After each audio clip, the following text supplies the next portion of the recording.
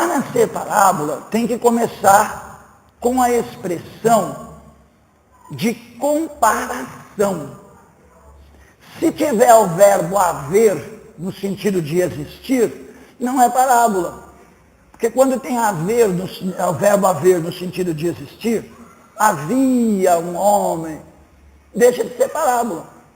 A parábola ela começa sempre com uma comparação.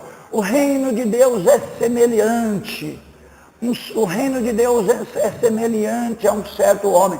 Isso aí não é parábola. O que aconteceu aí foi o seguinte: Jesus, ele é onipresente.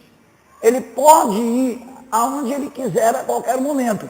Então Jesus, ele presenciou esse fato lá no estado intermediário, lá no Sheol. Hebraico Sheol, grego Hades. Jesus sabe de tudo que acontece em todo lugar. Então esse fato é um fato real que Jesus está contando. Não é parábola. Aconteceu lá no lugar dos mortos. O rico morreu, foi para o lugar dos mortos. O pobre morreu, foi para o lugar dos mortos. Naquele tempo, o lugar dos mortos era assim, ó.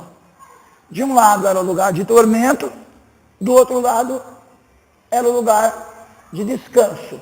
De um lado, o lugar de tormento, do outro lado, o seio de Abraão. No meio tinha um grande abismo. Então, quem estava no lugar de tormento podia ver quem estava no seio de Abraão. Mas tinha aquele buraco no meio, não dá para passar. Tinha um grande abismo no meio, não dá para passar. O rico, sofrendo, falou assim para o pai Abraão, que simboliza Deus. Pai Abraão, pede para ele molhar o pano lá na água e deixar eu encostar pelo menos nos meus lábios, que eu estou morrendo de calor e de sede. E aí o pai Abraão falou: não, você não pode ir para lá, não é um lugar de perambulações, vocês não podem andar aqui dentro, você não pode ir para lá e nem ele pode vir para cá. Porque quando você estava vivo, você já foi abençoado lá e não aproveitou, não fez a minha vontade. Ele era pobrezinho, mas ele fez a minha vontade. Ou seja, ele era pobre, mas era limpinho.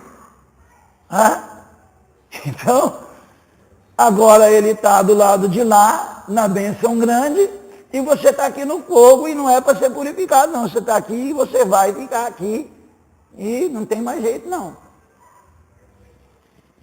Aí, o rico falou assim: então pede para alguém ir lá e avisar meus parentes para eles não virem para cá também, porque aqui é muito ruim. Aí é que vem a parte que eles não podem, os mortos não podem ajudar os vivos. Os espíritas ensinam que os mortos podem ajudar os vivos.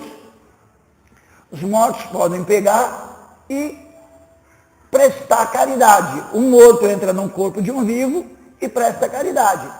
Dá o chamado passe, dá conselhos, né? Tem gente que recebe conselho. Agora eu só quero saber o que acontece. Tem uns nomes na religião afro, esses nomes são eles que colocaram, tá? Então vamos usar os nomes que eles colocaram. Eu não sei o que acontece com uma mulher ou uma moça que recebe conselho da pombagira. Porque a pombagira é um espírito de prostituição. E nem sei também o que vai acontecer com um camarada que recebe conselho do preto velho. Porque o preto velho enchia a cara de cachaça. Não sei se ele é bom para dar conselho. Eu prefiro receber conselho do meu pastor, do irmão George. Eu prefiro ser consolado pelo Espírito Santo. Eu não sei o que acontece com uma pessoa que recebe conselho do preto velho. Um homem que recebe conselho do preto velho e de uma mulher que recebe conselho da pombagira. Mas isso aí fica para o pessoal decidir o que é melhor. Fica para decidir o que é melhor. Na verdade, Jesus, o pai Abraão, que no caso é Deus ali, fala para ele assim: ninguém pode ir lá não. Naquele tempo o Novo Testamento ainda não estava escrito. Então quando ele fala, ele tem a lei e os profetas, ele está falando que eles têm um Antigo Testamento. Porque o Antigo Testamento naquela época era dividido em lei, profetas e escritos. Quando o pai Abraão, que simboliza Deus, fala assim, ó, eles têm lá a lei e os profetas, quer dizer, eles têm lá o Antigo Testamento. Se eles quiserem, eles ouçam, eles deem ouvido ao Antigo Testamento. Eles acatem os conselhos do Antigo Testamento, porque ninguém vai lá falar com eles, não. Ou seja, os mortos não podem ajudar os vivos. O estado intermediário não é um lugar de peregrinação, e muito menos os mortos podem sair do estado intermediário para vir ajudar os vivos. Mas espera aí, o morto ruim não pode ajudar os vivos? Não. Mas e o bom pode? Também não. O morto bom também não pode ajudar o vivo. Não adianta você orar a Paulo, a Pedro, a Maria, porque ele também não pode te ajudar. Inventaram uma história da igreja militante e igreja triunfante. Isso é outra coisa que inventaram, que não existe na Bíblia. Então vamos aprender o que é isso. O que é a igreja militante? É a igreja que está na terra militando, trabalhando. E a igreja triunfante são os que já morreram, que estão no céu. E aí alguns teólogos católicos e até alguns teólogos protestantes dizem que a igreja que a igreja triunfante está vendo o que a igreja militante faz. Ou seja, eles acham que Paulo está vendo o que nós estamos fazendo. Se Paulo visse o que nós estamos fazendo, ele ia morrer outra vez. Só que agora não ia ser degolado, não. Ele ia morrer de decepção. Sabe por que Paulo ia morrer outra vez de decepção? Vamos pensar, por que será que Paulo ia morrer outra vez de decepção? Ele ia olhar, George, de lá de cima, se ele pudesse ver, e ele ia falar assim, o João Carlos tem um computador, ele fica sentado na frente daquele negócio, ele tem contato com o mundo inteiro. Ele tem um computador, João Carlos tem uma caneta bonita para usar na hora que ele está pregando. João Carlos tem avião para viajar. É bem verdade que custa um pouquinho caro, mas tem. E o João Carlos não está ganhando ninguém. Eu, em cima de cavalo, está certo que uma vez precisou Jesus me derrubar do cavalo primeiro. Mas depois eu aprendi. E aí eu em cima de cavalo, com os navios que afundavam com muita facilidade, eu ganhei quase o mundo inteiro da minha época. Aonde eu não ganhei? Em Atenas eu não ganhei ninguém. Em Atenas eu não fiz nem para o sal.